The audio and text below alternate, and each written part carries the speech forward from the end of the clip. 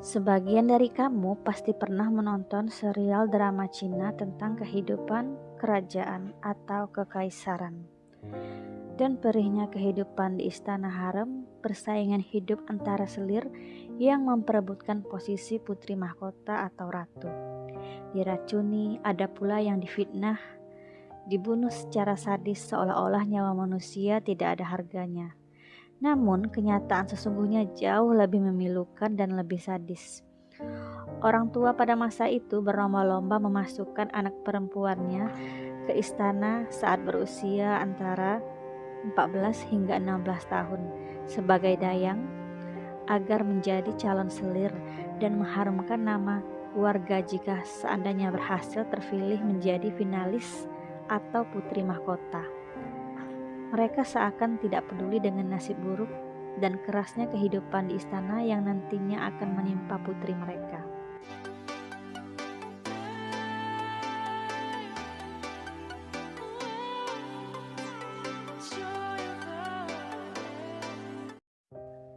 Pembantaian manusia terburuk terjadi pada dinasti Ming Kaisar Yongle.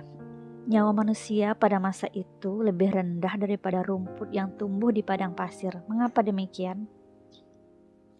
Pada tahun 1421 Masehi, sebuah kejahatan besar terjadi di harem Kaisar Yongle. Kaisar Chengzu memperoleh tahta dengan cara pemberontakan. Hal itu menyebabkan dia penuh dengan rasa curiga dan sangat kasar.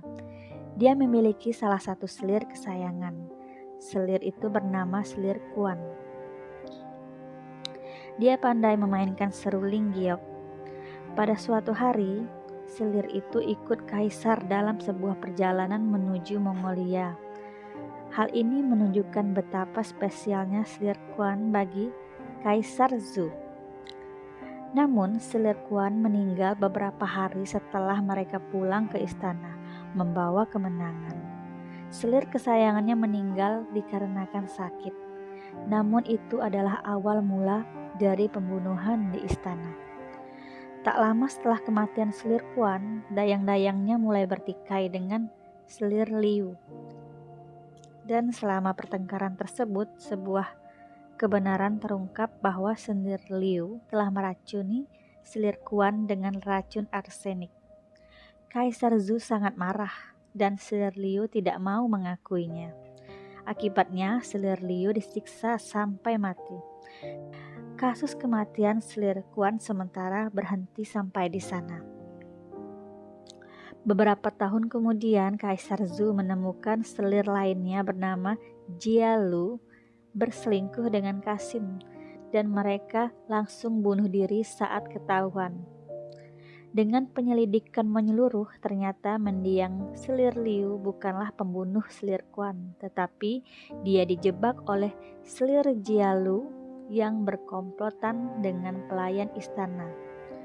Atas perintah Kaisar Zhou, semua dayang dan kasim istana selir Jia Lu harus dieksekusi dengan cara diiris perlahan atau dikuliti. Zhou secara langsung datang menyaksikan setiap dayang istana dieksekusi.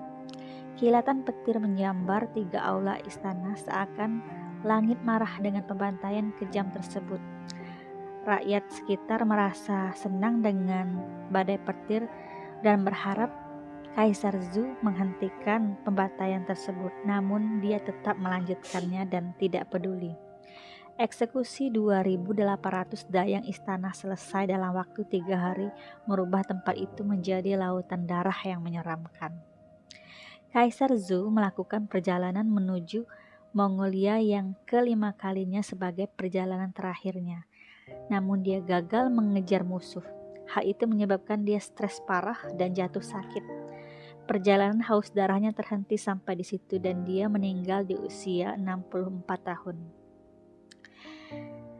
Dari riwayat hidupnya, Kaisar Zhou dikenal karena memindahkan ibu kota Tiongkok ke Beijing, membangun kota terlarang, mengirim Zheng He dalam perjalanan ke Indonesia, India, Arab, dan Afrika Timur.